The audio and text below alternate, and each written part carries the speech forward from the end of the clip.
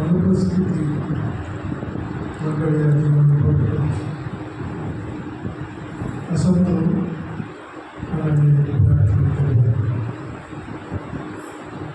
पवित्र ब्रह्मणे प्रभु यीशु तुम्हारी से पवित्र जीवंत वाक्य पवित्र आत्मांकर सहायता आम समस्त निकटरे प्रकाश करो। यही प्रार्थना मैंने यीशु का नाम में मांगुछु। आमेन।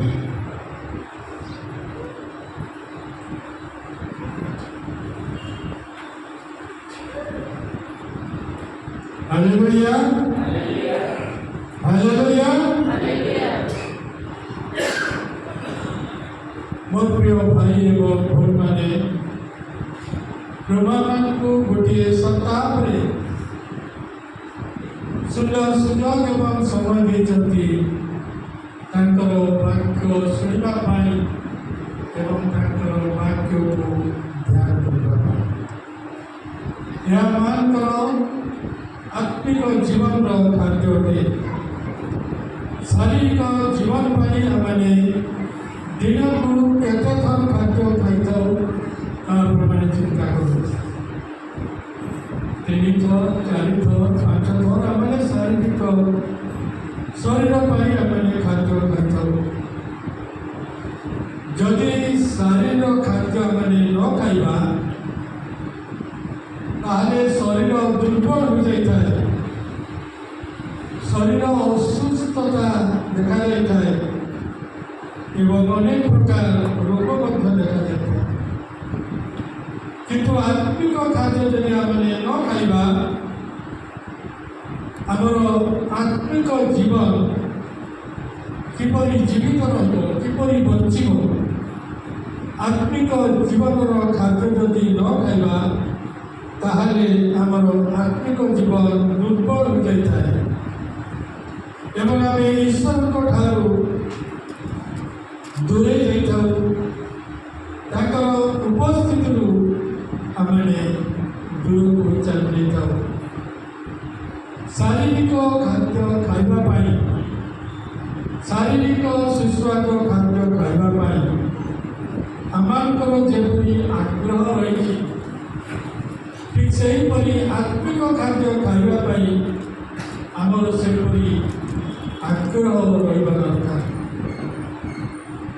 पृथ्वी मैंने देखा 4 गोटी आत्मा कार्य कार्यरत अच्छा ए विषय आमर जाना आवश्यक। प्रथम विषय हूँ मनुष्य आत्मा स्पिरिट ऑफ मैन। हितोपदेश 20:27 लिखा जाऊँगी मनुष्य आत्मा सदाप्रभुकर प्रदीप ताहा अंतरास्थ सब विषय अनुसंधान करे।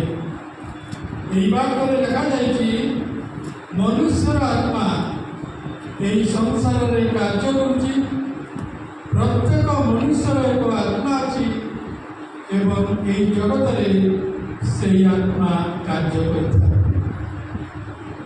द्वितीय आत्मा हूँ दुष्ट आत्मा एविल स्पिरिट।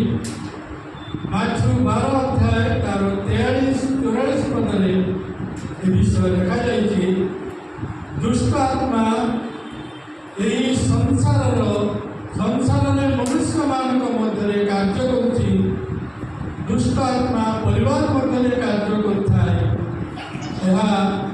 मनुष्य को एवं परिवार को विनष्ट करता है। तृतीय आत्मा विषय लिखा जाऊँगी दुष्ट विरोधी आत्मा स्पिरिट ऑफ एंटी क्राइस्ट। प्रथम जन 4 अध्याय 3 पदे विषय लिखा जाए ख्रीष्ट विरोधी आत्मा जीशु ठारे विश्वास करे बोली प्रकाश करता है किंतु जीशुकर क्रूस पर जो बलिदान तापर विश्वास कर आत्मा जीशु विरुद्ध कार्य करता है। चतुर्थ आत्मा यही सब आत्मा उपरे विजय लाभ करने परमेश्वर पवित्र आत्मा यही पृथ्वी कार्य करुँच। पवित्र आत्मा होली स्पिरिट रोमी 8 अध्याय 24 पदरे मैंने पाइपर यही वाक्य अनुसार पवित्र आत्मा आम निमंते प्रार्थना करुँच। आज ये पवित्र आत्मा स्पिरिट ऑफ जीसस यीशुकर आत्मा आपण पाइबे। परमेश्वर आज इच्छा कर पवित्र आत्मा आपण समस्त को परिपूर्ण करने सही आत्मा समस्त आत्मा जहाँ संसार में कार्य करुँच आपण को विजय लाभ करने साहाय्य कर। आज से आपण को परिवर्तन करने बदलवाई चाहती जेपरी आपण बाहर दुख आनंद परिणत हो आपण जीवन में शांति प्राप्त हे। जो मानठारे पवित्र आत्मा रही पवित्र आत्मा अभिषेक रही से परमेश्वर स्वर को से शुणी पारे। हालेलुया। अनेक समय आम ए विषय को आम चिंता करने आवश्यक।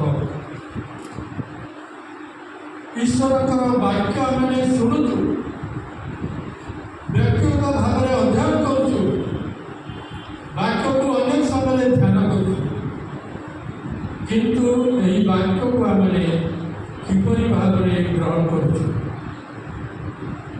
वाक्य को आमको किपरि भाव में ग्रहण करने से विषय याकूब 1 अध्याय 21 पदे लिखाई आने पढ़े आपने जापारे वाक्य को नम्र भाव में ग्रहण कर वाक्य को नम्र भाव में ग्रहण कर नम्र भाव में वाक्य को ग्रहण करने सहित वाक्य पालन कर से अनुसार जीवन काटवा पड़े वाक्य पालन कर से अनुसार वाक्य अनुसार कर्म करने पड़े ताहले ईश्वर के प्रति आमर जो प्रेम रही आमर जीवन में प्रकाश पाइब। तेणुक मोर प्रिय भाई मैंने ईश्वर वाक्य आमर आत्मिक जीवन के गुरुत्वपूर्ण आपण मैंने स्मरण में रखिए। आज जो पद पढ़ा जाइए हूँ रोमी तार 2 अध्याय तार 16 पद से पद को थे पढ़ाई चाहूँगी आपण मैंने शुणु। रोमी 2 अध्याय 16 पद जो दिन मोर सुसमाचार अनुसार यीशुख्रीस्त द्वारा मनुष्य मानकर गुप्त विषय गुड़िक विचार करेंगे से दिन यह प्रकाश पाइब।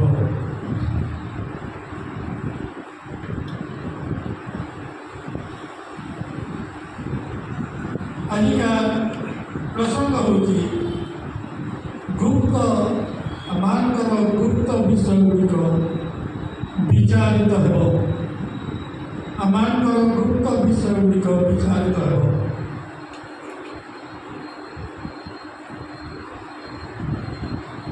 वाक्य शुणा वाक्य को पालन करवा वाक्य अनुसार कर्म करवा वाक्य अनुजाई आमर जीवन काटवा पड़े।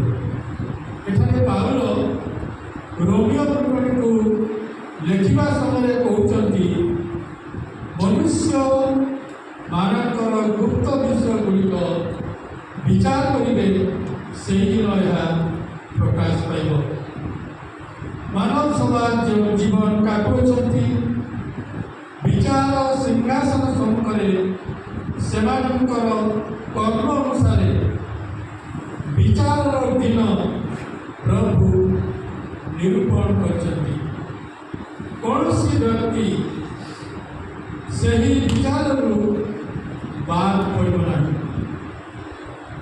ପରମେଶ୍ୱରଙ୍କ ଠାରେ କୌଣସି ବିଷୟ ଗୁପ୍ତ ନାହିଁ। ଦ୍ୱିତୀୟ ବିବରଣ ତାର 29 ଅଧ୍ୟାୟ 29 ପଦରେ ଲେଖାଯାଉଛି, ଗୁପ୍ତ ବିଷୟ ସବୁ ସଦାପ୍ରଭୁ ଆମମାନଙ୍କର ପରମେଶ୍ୱରଙ୍କର ଅଧିକାର।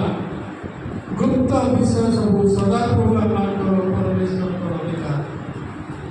ମନୁଷ୍ୟ କେତେ ଚତୁରତାର ସହିତ ଜୀବନ ଗୁପ୍ତ ବିଷୟ ଲୁଚାଇ କରି ଜୀବନ କାଟୁଅଛି, ଗୁପ୍ତ ବିଷୟ ପ୍ରକାଶ କରିବା ପାଇଁ ପରମେଶ୍ୱରଙ୍କର ଅଧିକାର ରହିଛି। ଯଦି କେହି ଚିନ୍ତା କରୁଛନ୍ତି ମୋର ଗୁପ୍ତ ବିଷୟକୁ କେହି ଜାଣନ୍ତି ନାହିଁ, ତାହେଲେ ଆପଣମାନେ ଭୁଲ ଚିନ୍ତାଧାରାରେ ଜୀବନ କାଟୁଅଛନ୍ତି।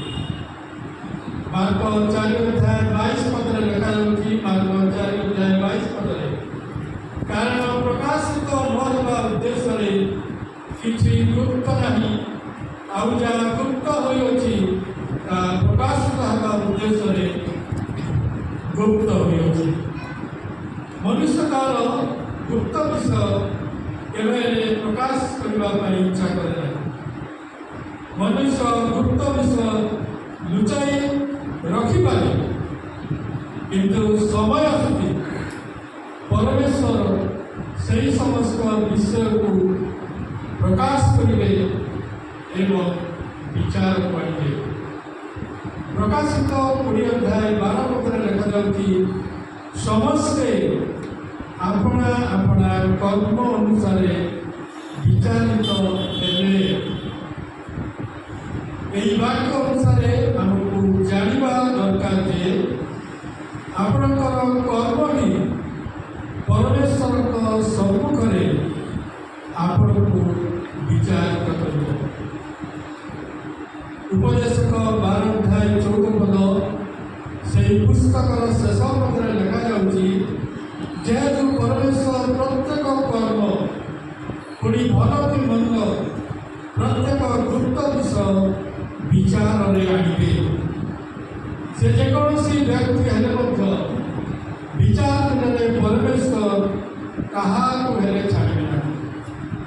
ଆତ୍ମିକ ଲୋକ ହେଉ ଅବା ଶାରୀରିକ ଲୋକ ହେଉ, ପ୍ରଭୁଙ୍କ ଠାରେ ଥିବା ଲୋକ ହେଉ ଅବା ପ୍ରଭୁଙ୍କ ଠାରେ ଦୂରରେ ରହିବା ଲୋକ ହେଉ, ପ୍ରତ୍ୟେକ ଗୁପ୍ତ ବିଷୟ ପ୍ରଭୁ ବିଚାର କରିବେ।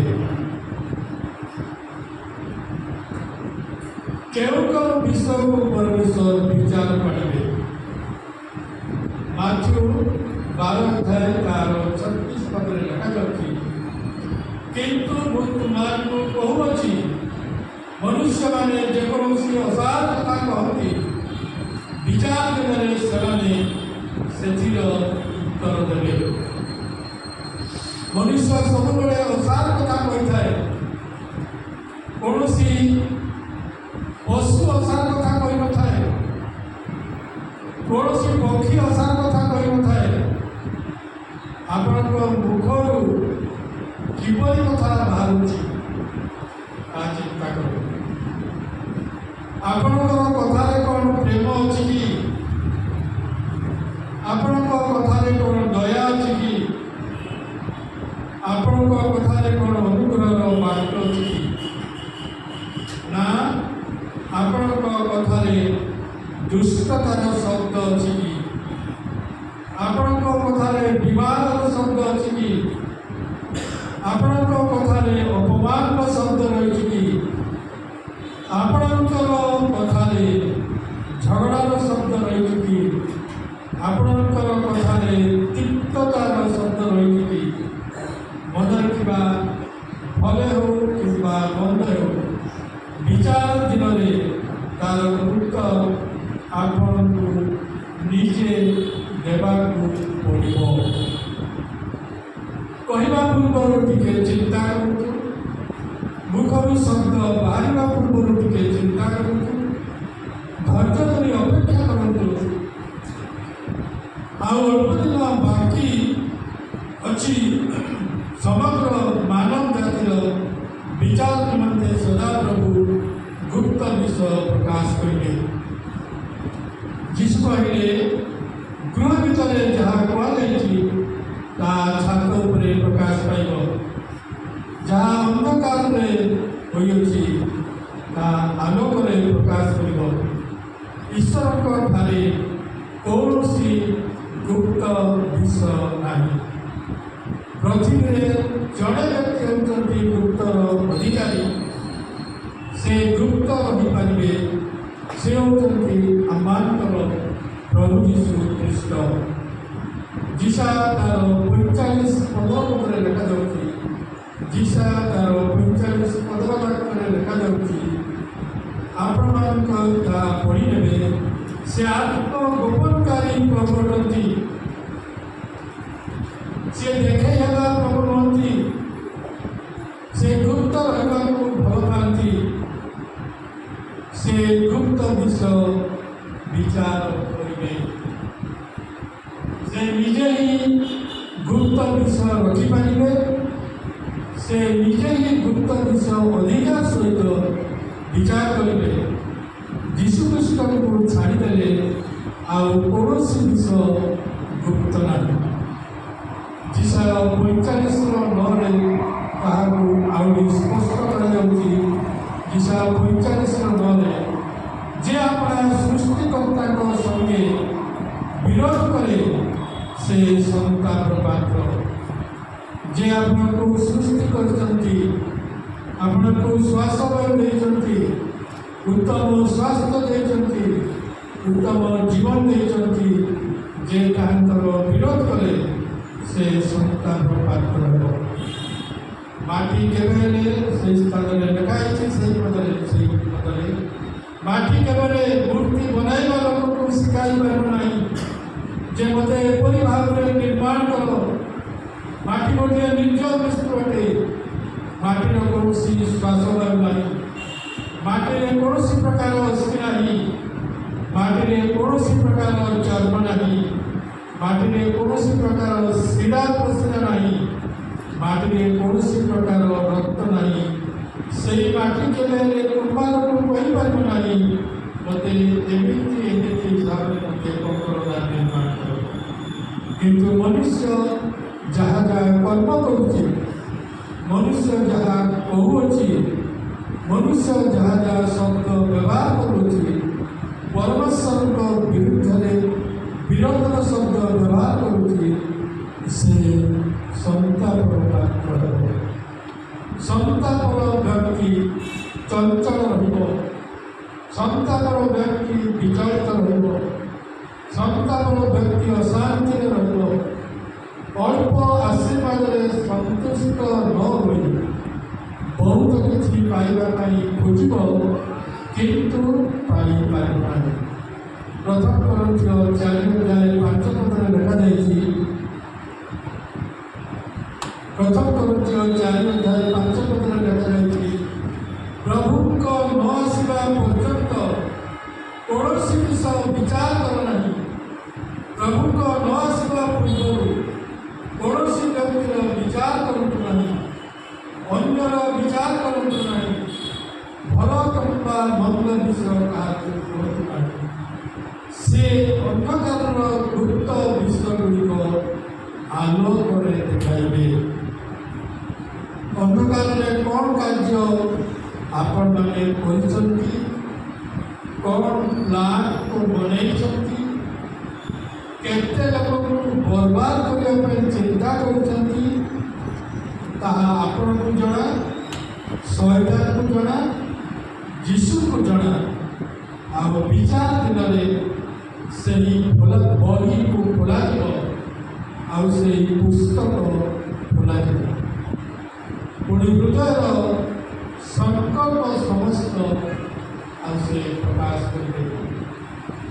ଜଣେ ବ୍ୟକ୍ତିର ହୃଦୟରେ କ'ଣ ସଂକଳ୍ପ ଅଛି, କ'ଣ ଚିନ୍ତାଧାରା ରହିଛି, କ'ଣ ଭାବନା ରହିଛି, ସେ ଯେପର୍ଯ୍ୟନ୍ତ କହିବ ନାହିଁ ସେ ପର୍ଯ୍ୟନ୍ତ ଅନ୍ୟମାନେ କେହି ଜାଣିବେ ନାହିଁ କିମ୍ବା ବୁଝିପାରିବେ। କିନ୍ତୁ ଯୀଶୁଙ୍କ ସମ୍ମୁଖରେ ହୃଦୟର ସମସ୍ତ କଳ୍ପନାକୁ ସେ ଲେଖିଛନ୍ତି। ସ୍ମରଣାତ୍ମକ ପୁସ୍ତକରେ ବିଚାରିତ ହେବା ପୁସ୍ତକରେ ପ୍ରତ୍ୟେକ ନାମରେ ଗୋଟିଏ ଗୋଟିଏ ପୁସ୍ତକ ଅଛି, ସେଥିରେ ମଧ୍ୟ ସେ ଲେଖିଛନ୍ତି ଆପଣଙ୍କର ଶରୀରର ସମସ୍ତ ଅଙ୍ଗ ପ୍ରତ୍ୟଙ୍ଗ ପ୍ରଭୁଙ୍କ ପାଇଁ, ଲୋକମାନଙ୍କ ପାଇଁ, ସମାଜ ପାଇଁ କି ପ୍ରକାର କର୍ମ କରୁଛନ୍ତି ତାହାର ବିଚାର ପାଇଁ ସମସ୍ତ ତଥ୍ୟ ତାଙ୍କ ପାଖରେ ଅଛି। ପ୍ରଭୁଙ୍କ ସମ୍ମୁଖରେ କୌଣସି ଗୁପ୍ତ ବିଷୟ ନାହିଁ। ଲୁକଲିଖିତ ସୁସମାଚାର 8 ଅଧ୍ୟାୟ ତାର 17 ପଦରେ ଲେଖାଯାଏ, କାରଣ ଯାହା ପ୍ରକାଶିତ ନ ହେବ ଏପରି ଗୁପ୍ତ ବିଷୟ କିଛି ନାହିଁ, ଅବା ଯାହା ଜଣାଯାଇ ପ୍ରକାଶ ନ ପାଇବ ଏପରି ଗୁପ୍ତ ବିଷୟ କିଛି ନାହିଁ।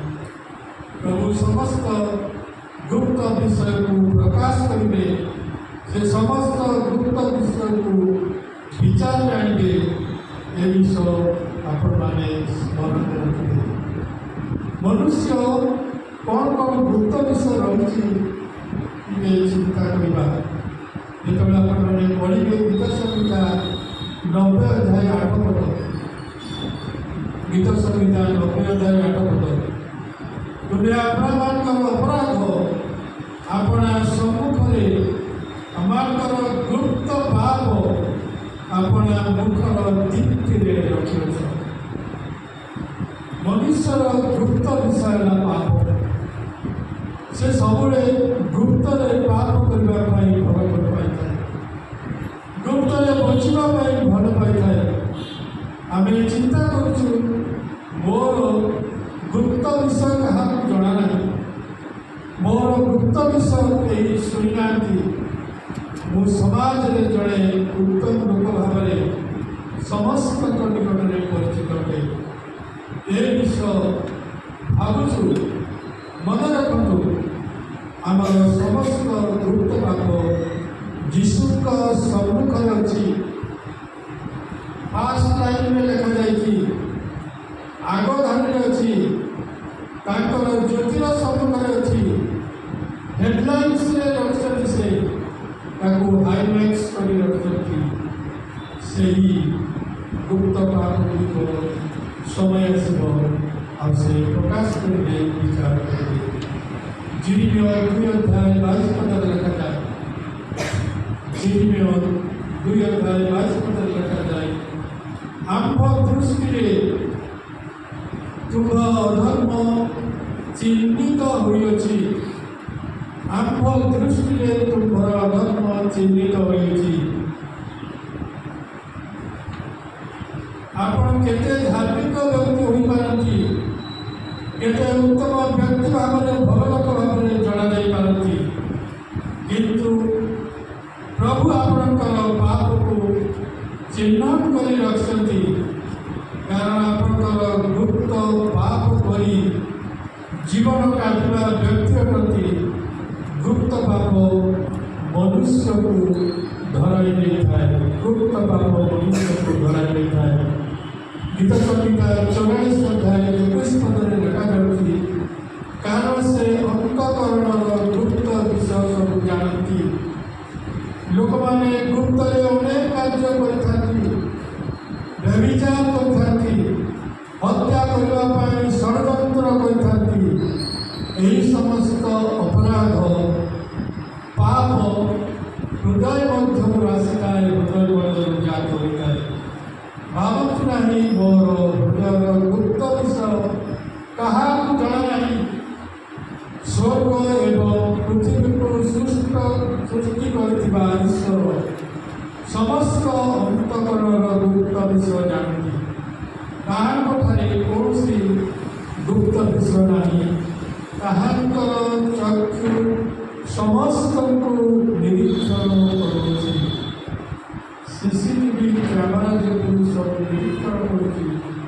ସେ ସ୍ୱର୍ଗରୁ ଥାଇ ସେହିପରି ସମସ୍ତଙ୍କୁ ସେ ନିରୀକ୍ଷଣ କରୁଛନ୍ତି ସମସ୍ତଙ୍କର ହୃଦୟରେ ଥିବା ଗୁପ୍ତ ବିଷୟକୁ ନିରୀକ୍ଷଣ କରୁଛନ୍ତି। ଗୀତ ସଂହିତା 19 ଅଧ୍ୟାୟ 12 ପଦରେ ଲେଖାଯାଉଛି, ଦାଉଦ ଏଠାରେ ପ୍ରାର୍ଥନା କରି କହୁଛନ୍ତି, ଆପଣା ଭ୍ରାନ୍ତି ସବୁ କିଏ ବୁଝିପାରେ?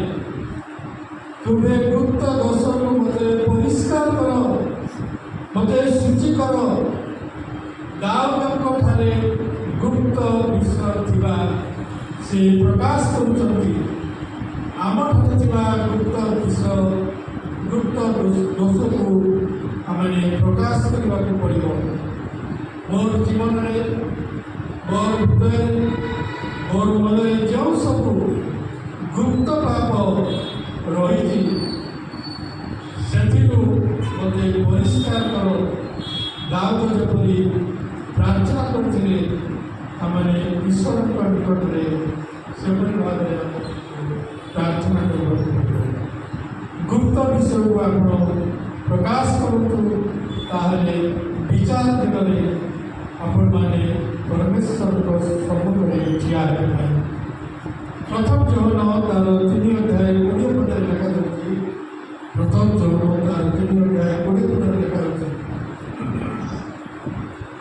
କାରଣ ଆମର ହୃଦୟ ଠାରୁ ଈଶ୍ୱର ମହାନ।